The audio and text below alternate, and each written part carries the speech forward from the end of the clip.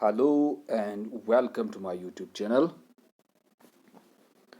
जैसे कि आपको पता है हम यूनिट नंबर 4 को पढ़ रहे हैं। उसमें हमने मोस्ट ऑफ द टॉपिक्स को पढ़ा है। अब लास्ट के 2 कंसेप्ट्स रह गए हैं, बैगरी और करप्शन। आज बैगरी को समझेंगे और नेक्स्ट करप्शन को समझेंगे। तो बैगरी होता क्या है, पहले इसकी मीनिंग समझेंगे। बैगरी का जो कंसेप्ट है ये उतना कोई टफ कंसेप्ट नहीं है, बहुत इजी कंसेप्ट है। इसमें आपको खाली बैगरी याद रखना है, क्या इसको क्रिमिनलाइज किया गया है, क्या इस पे बैन है और वो समझना है। और ओवरऑल इसके लिए कौन से लॉज बनाए गए, कुछ स्टेट्स ने लॉज बनाए गए हैं, तो यही कंसेप्ट समझना। एज यू ऑलरेडी नो कि आपको पता होगा बैगरी का मतलब कि जो भीख मांगते हैं, ठीक है, उसी को हम बोलते हैं, जो ये लोग हैं उसको हम बोलते हैं beggary system. The act define is beggary as an activity, ये वो काम है of having no visible means of substance, यानी कि ये वो लोग हैं जिनके पास कोई भी मीन्स ऑफ सबस्टेंस नहीं है। मीन्स ऑफ सबस्टेंस मतलब खाने पीने यानी बेसिक नीड्स जो हमने पॉवर्टी में पढ़ा था, वो उनके पास नहीं है। उनके पास कोई भी विजिबल मीन्स ऑफ सबस्टेंस नहीं है जिससे ये अपनी लाइफ गुजार सके, या लैंड जिससे ये रिसोर्सेज निकाल पाए, हाउस, क्लोथ्स, कोई जॉब, इनके पास ये चीज़ें नहीं होती है। And wandering about or remaining in the public places, ये फेरते रहते हैं, यानी कि एक जगह से दूसरी जगह जाएंगे, एक एरिया से दूसरे जगह जाएंगे, ठीक है। वंडरिंग घूमते रहते हैं, किसके लिए? बैगिंग के लिए, बीक के लिए। Or remains in the public, यहाँ किसी पब्लिक प्लेसेस पे रहते हैं। Public places in the sense जैसे कोई मंदिर होगा उसके सीढ़ियों पे बैठेंगे, कोई मस्जिद होगी उसके सामने बैठेंगे, ठीक है। कोई सेंट, कोई दफन कहीं जगह पे होगा वहाँ बैठेंगे। जहाँ पब्लिक का ज़्यादा आना होता है तो वहाँ उन जगहों पे ये बैठते हैं, किसके लिए? बैगिंग के लिए। Then public place in such conditions or manner as makes, उस वे में, उस कंडीशन में ये बैठते हैं likely that the person doing no existence by soliciting or receiving alms, ठीक है। तो आर्म्स का मतलब क्या होता है? हम कहते हैं आल्म्स का मतलब होता है कि आप जब चैरिटी करते हो, डोनेशन करते हो, उस तरीके से ये बैठते हैं और फिर लोग उनको क्या करते हैं? लोग उनको चैरिटी डोनेशन करते हैं, पैसा देते हैं, ठीक है। तो एक डोनेशन के तौर पे लोग इनको पैसा देते हैं, ठीक है। तो इन्हीं को हम बोलते हैं, ये लोग जो होते हैं सिंपल, कुछ लोग जो होते हैं उनके पास कोई मीन्स नहीं होता है, कोई सबस्टेंस नहीं होता है, कुछ भी नहीं होता उनके पास। वो फेरते रहते हैं एरियाज में, विलेज में, शहरों में, किसके लिए? बैगिंग के लिए। और या किसी पब्लिक प्लेस पे बैठते हैं, किसके लिए? ताकि उनको लोग क्या दे? आल्म्स। आल्म्स का मतलब होता है कि उनको लोग फिर डोनेशन, कुछ पैसा देते हैं खाने पीने के लिए, ठीक है। इन्हीं लोगों को क्या बोलते हैं? हम बेकार। और उसको सभी को हम इस सिस्टम को, जो इस प्रोसेस में लोग हैं, उसको बोलते हैं बैगरी सिस्टम, ठीक है, उसको बोलते हैं बेगार। चलिए, however the provisions of legislation aim to effectively cleanse the peace the these spaces of individuals who appear poor or destination, ठीक है, सिंपल है। चलिए नेक्स्ट समझते हैं। देन आपको क्या याद रखना है? क्या बैगिंग, अगर आप देखोगे ये लोग जब भीख मांगते हैं तो मोस्ट ऑफ द लोग कहते हैं, फिर जब डिबेट्स होते हैं कुछ कि ये बैन करना चाहिए, वो करना चाहिए, ये करना चाहिए, इस चीज़ को बैन नहीं कर सकते हैं, ठीक है। देखिए, violation of the fundamental rights, begging as homelessness are the indicators of chronic poverty, मतलब अगर कोई बैगिंग कर रहा है या उनके पास मकान नहीं है, उनके कोई घर नहीं है, इसका मतलब होता है इंडिकेटर्स ऑफ क्रॉनिक पॉवर्टी, ये लोग गरीब से गरीब है, ठीक है, बिलो द पॉवर्टी लाइन है। Then therefore criminalising poverty violates basic human dignity. Criminalising का मतलब होता है बेगिंग को बैन नहीं किया गया है इंडिया में, इसका ख्याल रखिए। ये क्वेश्चन आता है आपको, अगर बताया जाएगा क्या बेगिंग बैन है इंडिया में? नो। क्यों? ये वायलेट कर सकता है। अगर इसको क्रिमिनलाइज कर देंगे, अगर इस पर बैन करेंगे तो ये क्या करेगा? Violate basic human dignity. क्यों? क्या क्या वायलेट करेगा? ये वायलेट करेगा राइट टू लाइफ, इनको भी जिंदा रहने का हक है। पर्सनल लिबर्टी है इनकी under article 21 of the constitution, ठीक है, इसको वायलेट नहीं कर सकते, ठीक है। अब क्या, अगर आपको ये क्वेश्चन पूछा जाएगा, अब आप ये बोलोगे सर फिर क्या है?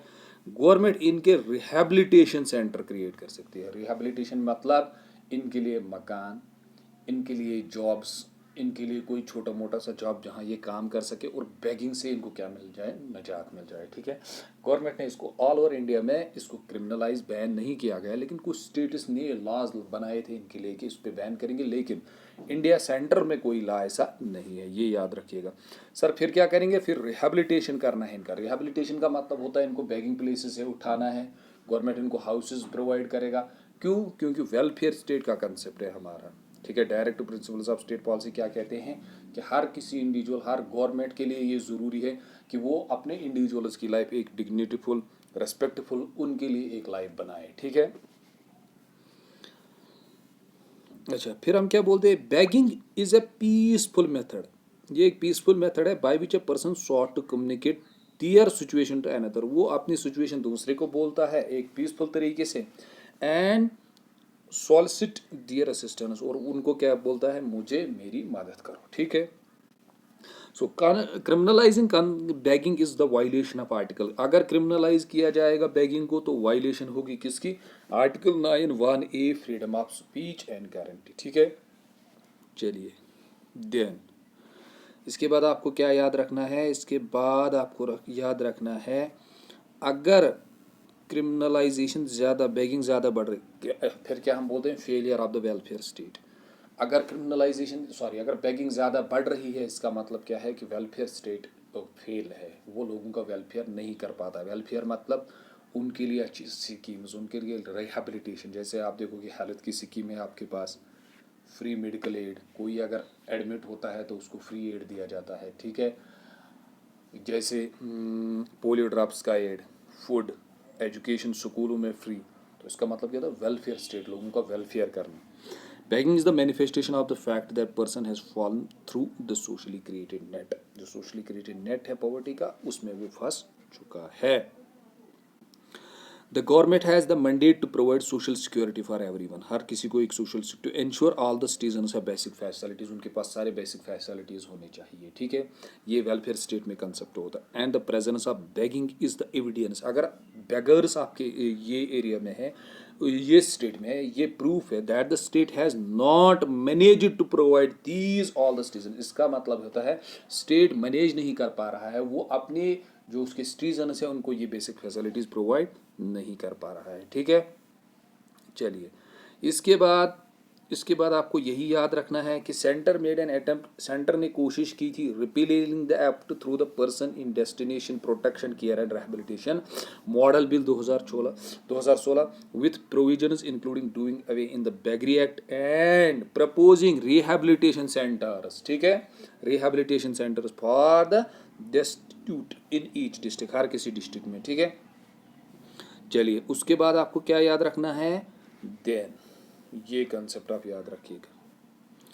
द वर्ड बेगार और beggary is not mentioned in any of the list of the constitution. Constitution के किसी लिस्ट में ये वर्ड मेंशन नहीं है। However as per the entry 9 of the state list in the 7th schedule of the constitution, वहाँ क्या लिखा है, relief of the disabled and unemployment, उनके लिए relief is a state subject. ये स्टेट सब्जेक्ट है, स्टेट सब्जेक्ट मतलब state list में है। ठीक है, एज पर entry 15 of the current list vagrancy is current subject. ठीक है, वेग्रेंसी का मतलब होता है वहाँ वेग्रेंसी लिखा गया है किस में, as per the entry of the concurrent list, यानी कनकरेंट लिस्ट में वेग्रेंसी लिखा गया है। ये कनकरेंट सब्जेक्ट में, कनकरेंट सब्जेक्ट है आपको पता है, दोनों जहाँ लॉ बना सकते हैं, स्टेट भी बना सकते हैं और सेंटर भी लॉ बना सकते हैं। वेग्रेंसी का मतलब होता है सर, वेग्रेंसी का मतलब होता है होमलेस, याद रखिए, जिनके पास मकान नहीं है। As per the information available in the present, 20 states and 2 UTs have either enacted their own anti-beggary legislation. और 20 स्टेट्स और 2 यूनियन टेरिटरीज ने इस पे लॉज बनाए हैं। याद रखिए, सेंटर में कोई लॉ नहीं है। देयर ओन एंटी, उन्होंने किसके खिलाफ बनाया, एंटर बेगरी लेजिस्लेशन, और adopted the legislation enacted by the state, उन्होंने adopt despite the fact there are many states UTs have enacted laws relating to beggary. However, लेकिन provisions of these legislations differ across, ये अलग अलग है, हर किसी state में अलग अलग है। क्यों? क्योंकि इंडिया क्वासी फेडरल है, तो यहाँ स्टेट भी लॉ बना सकता है स्टेट सब्जेक्ट में, तो आपने इन्होंने बनाए हैं। ये अलग अलग है, लेकिन एक स्टेट में अलग है, दूसरे में अलग है। Implementation including the measures taken for the rehabilitation of, लेकिन उसके साथ साथ उनको रिहेबिलिटेशन मेजर्स भी उठाने हैं। क्यों? क्योंकि अभी हमने पहले पढ़ा। And also not uniform. The ministry approaches towards addressing the problem. Ministry ने क्या किया, beggary is a rehabilitative rather than punitive. वो मिनिस्ट्री जो सेंटर में बैठी है उनका मकसद है इनको रिहेबिलिटेट करना। रिहेबिलिटेट मतलब इन जगहों से निकालना जहाँ वो बेगिंग करते हैं, इनको जॉब्स देना, इनको हाउसेस प्रोवाइड करना, ताकि ये लोग जो है एक अच्छी ज़िंदगी गुजार सके, क्योंकि ये भी स्टेट के सिटीजन्स हैं, इनकी भी जिम्मेदारी, इनकी एक रेस्पेक्टफुल लाइफ, डिग्निटी, राइट्स होने चाहिए, क्योंकि वेलफेयर स्टेट में है। Ministry approaches towards addressing the problem beggary is rehabilitative rather than punitive. Punitive का मतलब वही होता है जब आप किसी को सजा देते हैं, ठीक है। यहाँ बेगरी पे कोई सजा नहीं लगती। According to the ministry is in the process formulating a model legislation or destination which could be suitably adopted by the citizen youth। तो मिनिस्ट्री इस पे काम कर रही है, एक सूटेबल मॉडल उनको मिले जिस पे वो लोग काम करेंगे और स्टेट्स भी काम कर लेंगे। A scheme for the protection care and rehabilitation of distribute, उनके लिए एक स्कीम बनाई जाए, उनका प्रोटेक्शन केयर एंड रिहेबिलिटेशन, ठीक है। तो ये कंसेप्ट जो है ये बहुत इजी कंसेप्ट है, इसमें कोई उतना डीप जाने की ज़रूरत नहीं है, बस इतना याद रखना है इसमें बेगरी क्या होता है, जो घूमते रहते हैं, ठीक है। अगर आपको ये पूछा जाएगा कि बेगरी के कितने टाइप्स हैं, कुछ लोग जो रिलीजन जगहों पे बैठते हैं उनको बोलते हैं रिलीजियस बेगार, जो आम लोग यहाँ घूमते रहते हैं उनको कॉमन बेगार्स बोलते हैं, ठीक है। तो ये कंसेप्ट आपको याद रखना है, और ये याद रखना है कि सेंटर में कोई भी लॉ नहीं है इसके खिलाफ, बल्कि सेंटर इनको क्या करता है, रिहेबिलिटेट करता है। क्यों लॉ क्यों नहीं बनाए गए, क्योंकि इनकी राइट्स की वायलेशन हो जाएगी अगर इसको क्रिमिनलाइज किया जाएगा तो। लेकिन कुछ स्टेट्स ने किया है, 20 स्टेट्स और 2 यूटीज़ ने अपने अपने लॉज बनाए इसके लिए, लेकिन वो भी लॉज इसके खिलाफ नहीं बना सकते। इनके लिए रिहेबिलिटेटिव मेजर्स उठाए जाए ताकि ये लोग भी इंटीग्रेट, ये लोग भी अच्छी डिग्निटीफुल रेस्पेक्टफुल लाइफ गुजार सके स्टेट में। क्योंकि इंडिया में वेलफेयर स्टेट का कंसेप्ट है, इनको बेसिक फैसिलिटीज़ दिए जाए, ठीक है। तो इसी के साथ ये कंसेप्ट ख़त्म होता है। आप सबसे गुजारिश है वीडियोस पे कमेंट्स करते रहिए और चैनल को शेयर करते रहिए। नेक्स्ट हम करप्शन को कंप्लीट करेंगे, फिर नेक्स्ट यूनिट 5 और 6 को हम कंप्लीट करेंगे। Okay, thanks to all of you.